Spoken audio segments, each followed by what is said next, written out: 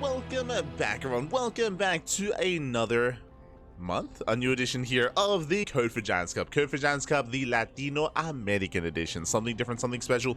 Typically this tournament is for Brazilian players, but now we have a monthly tournament for all of Latino America. Here we go, and of course, I'm your side VIP. We see I'm joined by these amazing players, by the people in chat, and by my plushies as well. Welcome, welcome one and all to the beginning of something special, the beginning of the return of Latino American tournaments. Back in the day, back a couple of years ago, we had Sentimiento Latino, we had Copa Hyperion, we had La Espira, of course, La Espira, Desafiantes. We had plenty of LATAM tournaments, but that's fallen by the wayside. 2024 and 2023, we didn't have anything. We didn't have anything in regards to Latin American representation. A big part of that is also because the Latin American region did merge with the Americas region when it comes to the EPT circuit, and a lot of Latin American players did retire as a result. They slowly, silently retired over time to the point where we don't really have that many left. But this year we had a bit of a resurgence with the HSL, with the Hispanic StarCraft League, bringing back a lot of players out of retirement. We had, after that, the Infernales LATAM tournament as well that Crown hosted, and now here we have some new Latin American tournaments organized by the Brazilian scene. Again, the Brazilian scene has also been thriving with Code for Giants Cup, with Amantes de StarCraft, with host MasTeR tournaments as well, and of course with El Circuito Brasileiro, with the Brazilian StarCraft circuit. So there's been a lot of Brazilian StarCraft, and it's really cool to see Cosmos and those working on the Brazilian scene reaching out, branching out to greater Latino America as well. It is great to see as they are supporting more than just their own local region, but now also looking to support the wider region as well. Much love to Cosmos. Oh, as always, Papi, as always, much love, much love. And with this, we can jump into our tournament here. Now, as a reminder, this is a replay cast. At the time, this was hosted last week, and we were just not able to broadcast it live at the time. We were otherwise preoccupied covering other tournaments, so it didn't quite line up for us. But we're now on notice, and we're now going to try and do a better job at catching it live, covering it live as well. We will adjust our schedule as best we can, as, again, we began with Latin American StarCraft here on the CranKy Ducklings many years ago, back in 2019, back in Copa America. We were the last official English casters of Copa America back in the day, before the ESL Pro Tour, and yeah, that was one of our first big tournaments, our first big broadcast. So always there for Latino America, always, papi, always. No gamba time, papi, no gamba time. Replay cast, replays, no gamba. Speaking of, let us head on over here and catch up on the bracket itself. We do have our round of 8. Now, again, I don't really have that many replays. We're going to be going over the semis, the grand finals, and one of the round of 8 matches as well. Coming into this, if we were casting it live, I would have dove on the Mega 100%. We'll get into it. From the top, we have Special versus Slayers MVP. Great to see Slayers MVP here once again. If you recall, when we were going over the podcast, we were going over the Cuban tournament. That was el torneo cubano. And Slayers MVP, his flag isn't there. We don't really have the Cuban flag set up on our spreadsheet, but he is a Cuban player, Cuban Terran player. Great to see him once again. I remember casting Slayers MVP again back in 2020, 2021, back in our amateur tournaments for Diamond, and then the later Masters players as well. So really cool to see him still around, still in the scene. Did go down to Special. Juanito is going to be playing in this tournament. Scrolling down, we have MasTeR and Daryl. They're going to be facing off in the quarterfinals. We have Mute and D-Mega. Again, much love to D-Mega. D-Mega, for those that remember, for those who are unaware, D-Mega, he is a near and dear friend, and he actually moved from Peru to Italy. He moved a couple of years ago. I want to say, Jesus, I want to say that was back in 2023. I think it was around 2023 is when he moved to Italy. And then when he moved, of course, he was focused on his studies. I should also emphasize that he moved for studies, to focus on his, of course, studies and IRL career. And he stopped competing. He stopped competing in StarCraft. He was gone for all of 2024, and he recently came back. It was great to see D-Mega return. Did send us some nice messages, and it was like, yo, Pipe, come back. He's been living in Rainer's basement. In Rainer's basement this entire time. And now he's playing StarCraft again. I don't think he's at the level that he was before, I'll be honest. I don't think he's quite there, and we see him going down to Mute 2-0. But great to see Demega nonetheless, and great to see him competing once again, and hopefully we're able to cast on Demega at some point in the near future. I'd love to cast on the Mega.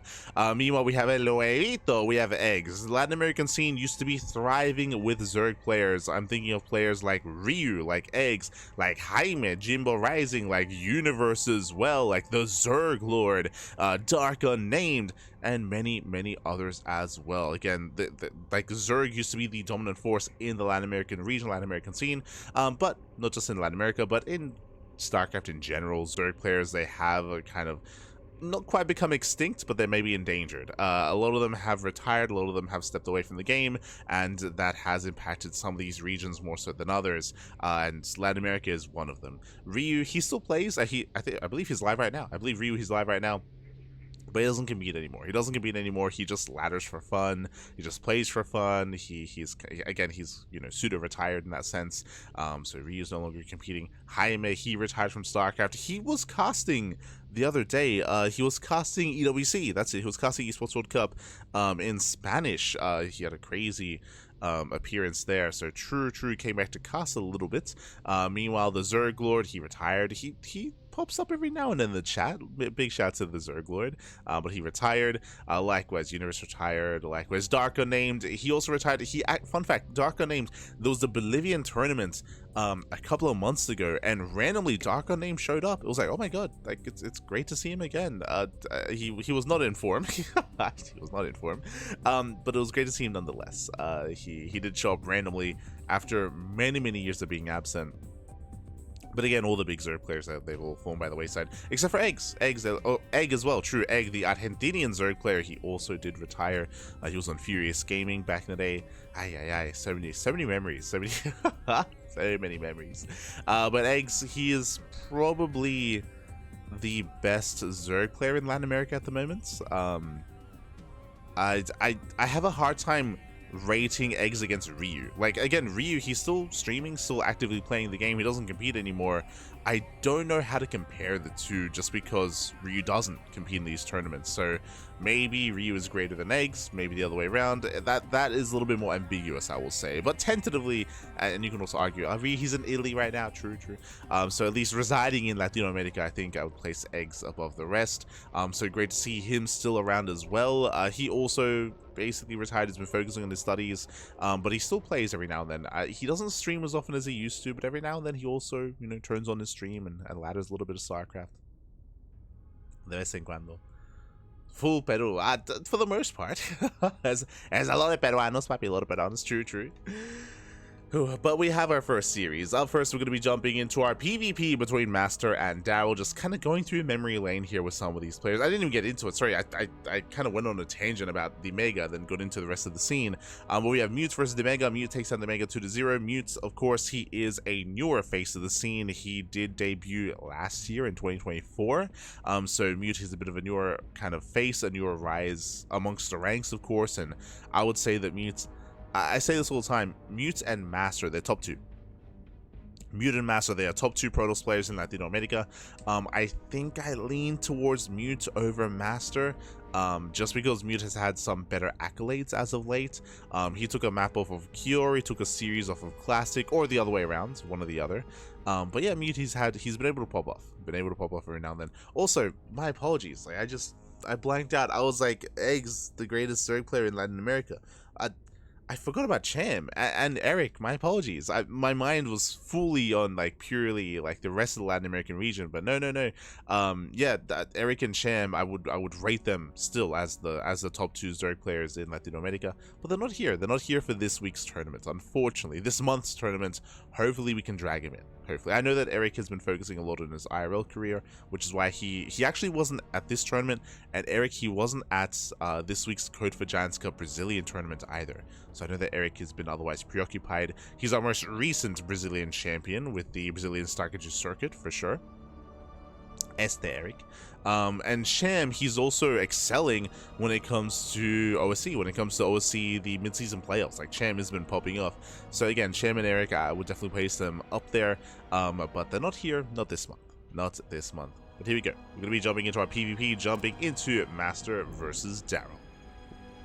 Let's go. As game 1 is going to be on Pylon.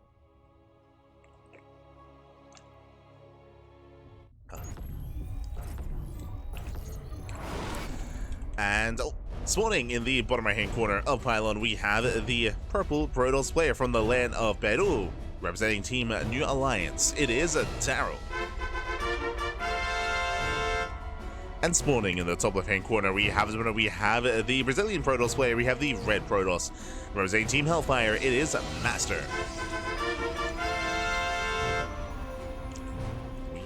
No Gamba, bear that in mind. This is a replay cast. These events did occur last week, so no Gamba, no predictions available here. We're just going to be diving right into our matches, right into Pylon. Here we go. And again, it's been a while since I've been able to cast some of these players, even MasTeR. If you remember, MasTeR, he had a very early departure from the Brazilian StarCraft 2 circuit. He did not make it to the offline event, which was a surprise to all, because he got cheesed the hell out. Got cheesed the hell out by Kamikaze of all players. Feels bad, man. Feels bad. But Kamikaze, he did go for non-stop. What? Non-stop one base all-ins. One base all-in after one base all-in after one base all-in. Kamikaze cheesed the hell out of MasTeR. MasTeR, he was favored to maybe even win the entire tournament. I rate MasTeR over Shakti. I rate him over Kamikaze. I compare him to Inexorable. I compare him to Eric. But MasTeR, he wasn't there. He got cheesed the hell out. He got Terran back. Yeah. It's the greatest team here once again, after quite some time. For now, we have a 2-gate opener. 2-gate opener out of Daryl. Likewise, 2-gate opener out of my apologies. So 2-gate opener out of Daryl. We have a gate cyber expand. MasTeR being quite greedy. Okay. Yeah, my attention. Have my attention here, as we do have more greed out of our red Protoss. With this, we'll be going for ideally a faster expansion. Otherwise, you could go for a Stargate, then the expansion. But regardless, an economic opener here out of our Brazilian Protoss. And there it is. It is going for the Stargate. So this is the Max. This was the Max opener. So Gate, Cyber, Stargate into Nexus. A very greedy opener here. We have the Zealot being forced out. The reason why you make the Zealot is to deny the Pylon. Speaking of, yep, there it is. Pylon is thrown down, and that has to be dealt with. So the Pylon is going to be targeted.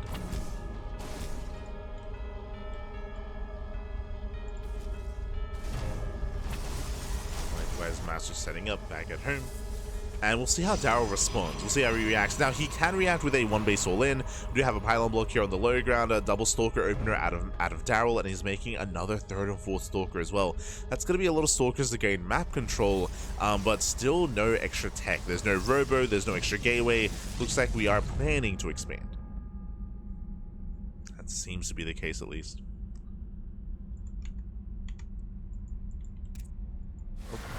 As it does move in. I will delay the expansion. Meanwhile, Stargate going to be thrown down. Okay, so Daryl going for the Stargate. I mean, he's forced to. He's going to be stuck here on one base. Daryl across the map, he did not scout. He did not see the tech of choice. Meanwhile, neither has MasTeR. So both players not fully aware as to what's going on. Daryl can assume, and we do see defensive Void Rays here for MasTeR to defend, to survive against all these Stalkers. So here comes Daryl. MasTeR at the same time, he does bypass the main army. He scouts, he confirms no one base all in. He sees the expansion, sees Nexus, make his way into the main. Going for the stasis. Daryl's distracted. Oh no! Daryl, he's distracted. Stasis goes off, does get the entire mineral line. Yeah, mineral line does get caught out. Second shield battery is now done, and MasTeR, he will hold, he will defend, and he attacks across the map. Now we have a Phoenix on the way. The Oracle has already done the damage it needed to. Stalkers are racing back home.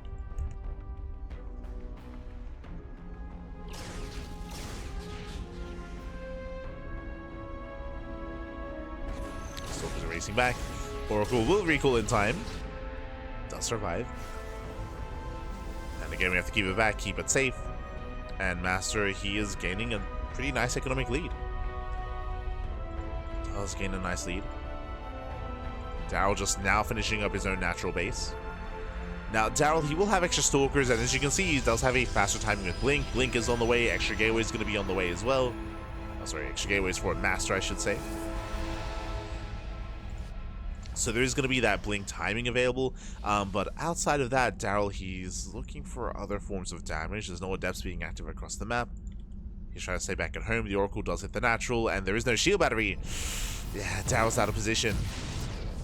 Losing another 2 probes, another 3 probes. Oracle's going down.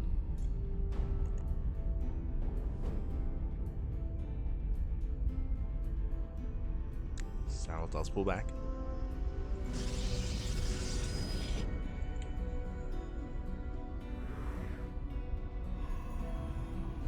Pulls back, he's getting another gateway, so he's building up to 3 gates. And from here, we could throw down a 4th and 5th gateway and turn this into a 2-base all-in, otherwise we should be expanding. Speaking of, MasTeR does expand. And looks like Daryl is looking to do this the same. Oh, no, never mind. The probe moves out. I assumed it was headed towards the 3rd base, but no, we're heading across the map. Looks like there's going to be a proxy. Yep, there we go. 4th gateway. 4th, already getting up to 5. So we have 5 gateways back at home, and that should be a 6th gateway across the map. It's going to be a 2-base, a 6-gate all-in. It is all or nothing. Now, it's going to be up to MasTeR to determine and to confirm no expansion. There is no 3rd base. We can see the MasTeR is poking out. Void Ray towards the main base as well. Does find the Phoenix. MasTeR is going to be a little bit more proactive. There's the pylon. MasTeR is moving in. Stalker count is slightly in favor of MasTeR, as Daryl has yet to warp in. You can see Daryl, he's actually banking resources. He's waiting for his gateways. There's a proxy. We do need to warp in. MasTeR poking forward. Does poke in, gets a probe.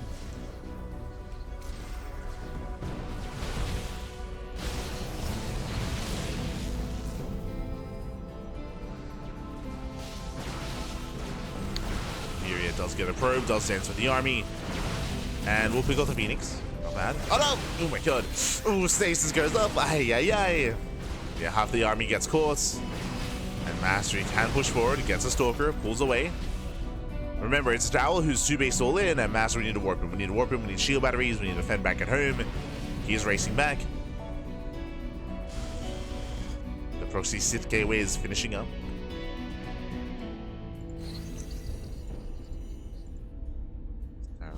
Gearing up back at home.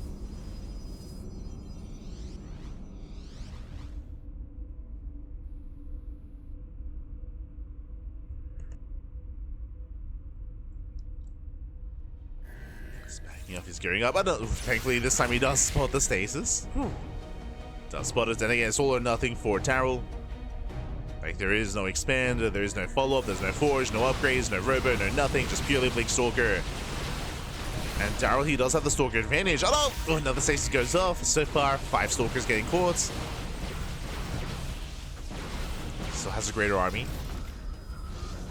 The shield batteries are coming into play. Bleeding out more Stalkers. And oh god, so much free damage there. Yes, a miscontrol there by Daryl. Takes a lot of hits to the face. And MasTeR, he's done it. MasTeR, he is done it. He will dominate this fight. And the longer this goes on, the better it is. He has a 3rd base, he has gases being taken, more shield batteries as well. Immortal production has begun. And Daryl, he's running out of steam. He's running out of steam, running out of army. GG gets called, he has nothing left, and MasTeR, he will take game number 1. GG. MasTeR does take a lead in the series, does take the first game. Again, unfortunately, Daryl, his all-in was stifled because of the economic damage, because of the stasis traps, delaying pushes, likewise stasis trap in the mineral line. On top of that, we saw that MasTeR, he was able to engage ahead of time. Remember, he was able to move out despite Daryl being on 2 bases. MasTeR, he was able to poke in, get some Stalker kills, delay the push, disrupt the army, and also get ready back at home, because he was able to confirm that there was no expansion. So he was able to throw down shield batteries and focus on his warp-ins, focus on his army. GG. GG, well played with that. MasTeR does take the first game, and now we're getting into game number thus. Jumping into Persephone. Let's go. We'll see. We'll see if Daryl can bounce back and force the ace match. We'll see if MasTeR can clean it up as we are getting into game 2.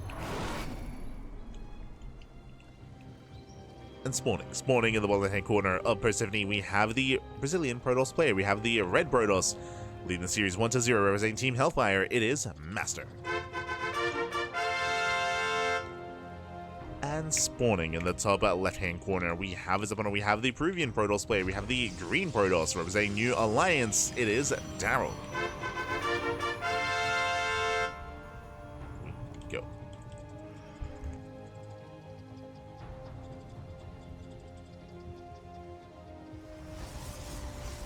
We have the green.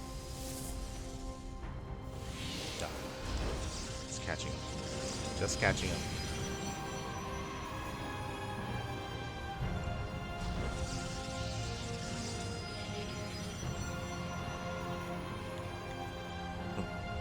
As from here, we'll see how Daryl will adjust his approach. Again, he attempted to go for the 2-base all in the last game. I just don't know if that was the initial plan from the beginning, or if he was forced into that after the economic damage that was dealt, after failing to deal anything across the map as well. It's possible he just felt the need to commit.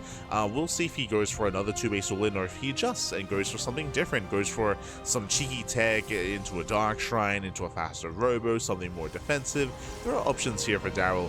First things first though, single gateway. Daryl, he is going for the Max Packs opener, gate and a Cybercore into a faster economy. Okay, the roles have been reversed, and Daryl, he's the one being more economic. Meanwhile, MasTeR this time is playing 2-gate. So remember, last game was MasTeR going for this more greedy build. Now it's Daryl instead. So the roles have been reversed.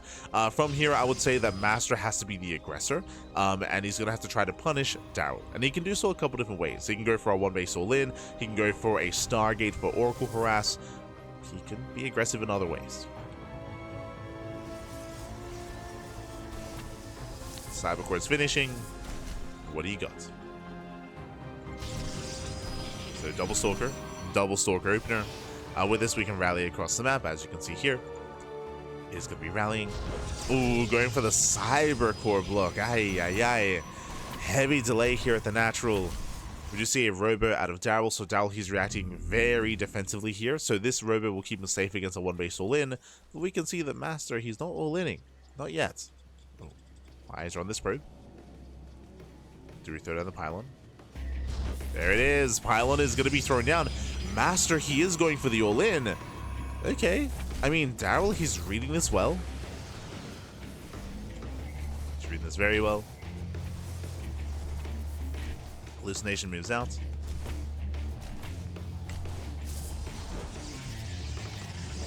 There we go, we have the Proxy Gateway. MasTeR moving in. And he will just maintain that Cybercore, he will keep it alive.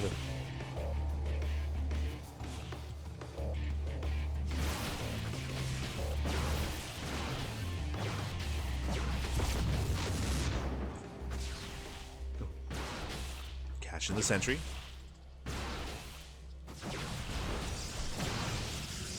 Does catch the sentry. Going for the pylon. Nice snipe. Takes on the pylon deep. Does supply block Daryl. Ay. He did go Prism first, now going for the Immortal.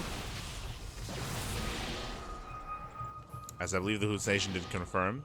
Oh, never mind. I didn't quite see the expansion. Daryl, he's transitioning out of the all-in. He's expanding upon seeing the Prism, upon seeing the Robo.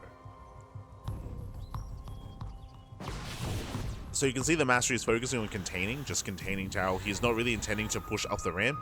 That would be a mistake. He can force field. Speaking of, does force field, does lock down to all those units. But the Immortal has arrived. And we've got to respect the Immortal.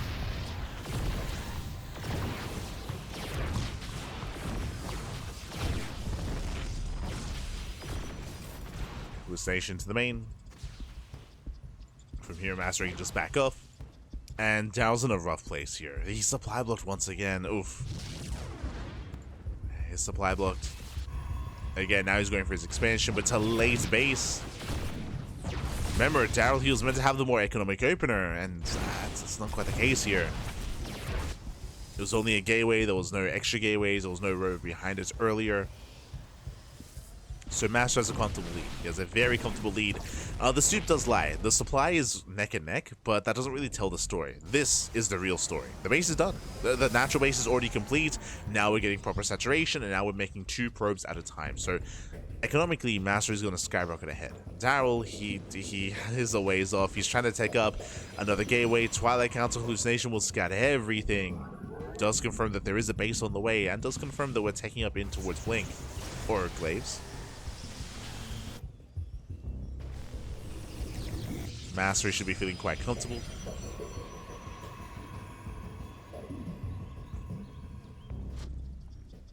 Should be comfortable. Daryl is moving out. The observer sees everything. Oh! Shit's going up.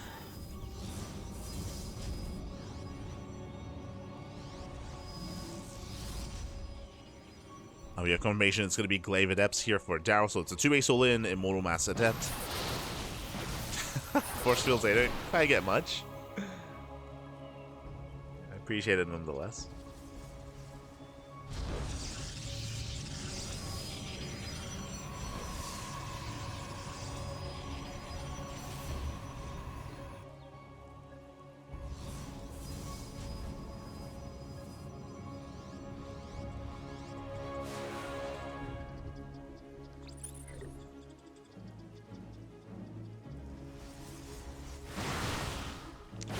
Oh, as Daryl, he commits to the shade, so he's going to throw away 3 Adepts.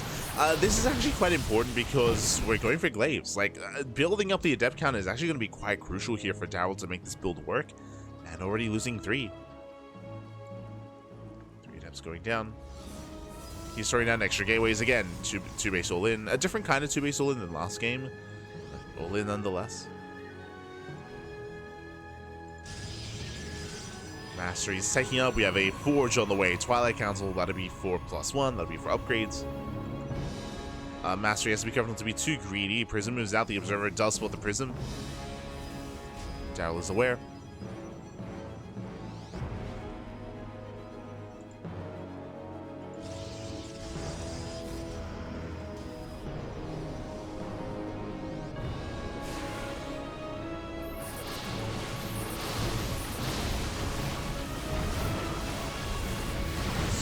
MasTeR is holding his own. Catching out the Adepts. 1, 2. 3 Adepts going down. Likewise, you can see the Immortals that look behind the wall. They cannot engage. And the army is trapped here, and Daryl just so much wasted DPS by having 3 Immortals. Adepts, they go for the shade. Another force field. The Immortals, now they're able to actually fight. Boys are being pulled.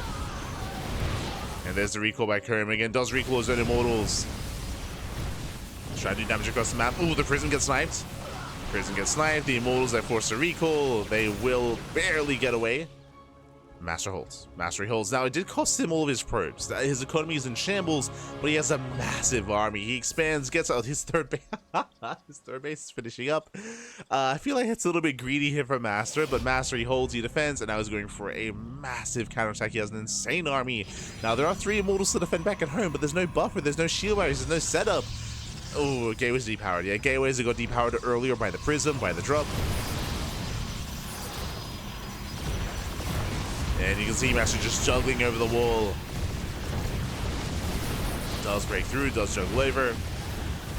Adepts do a great job tanking. Shield-wise being focused down. Yeah, going for a massive warp in. Yeah, the Adepts are warping in. There's no anti-air. The Prism will survive.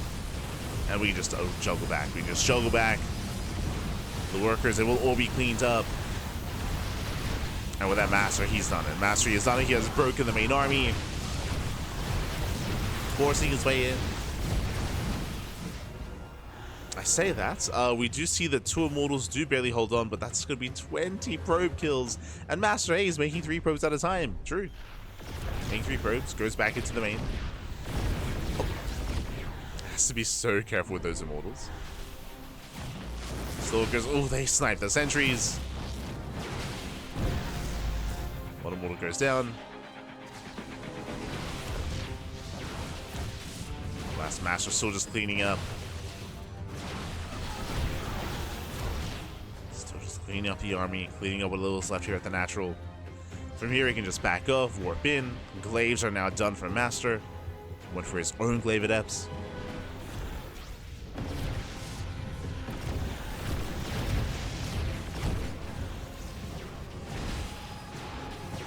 Bit of miscontrol there by MasTeR, but he saves the Immortal. Doesn't lose it. Thankfully. Prism has to be careful. The Immortal back into the main. Just being so annoying here with this War Prism. Goes back in, pulls back out. And GG. Yeah, GG gets called. The writing is on the wall here, and MasTeR will claim the series 2-0, taking down Daryl and advancing on to the semi-finals. GG. GG, well played. A little bit greedy there by MasTeR. I was shocked to have seen that he did get a third as well. Like, again, that was a big investment, an unnecessary investment as well, considering the all-in that he was up against, but I got away with it. Really nice force fields out of MasTeR as well, having the wherewithal to get across the map to depower all those gateways to make sure there were limited reinforcements. In the end, MasTeR fought beautifully defensively back at home. When he counterattacked, he overextended a little bit. He did bleed out a couple of extra Immortals that he needed to, a couple of extra gateway units. He was lacking a little bit of War Prism control, but despite that, he still dealt critical damage, and GG. GG, well played. With that, he does claim the series. He does advance on to the semis to face off against his next opponent. Here we go. As a reminder, we already have our next semi-finalist special. Fanny thought he was waiting in the semis, and he's going to be going up against MasTeR in game number 1. Oh boy. Going to be facing off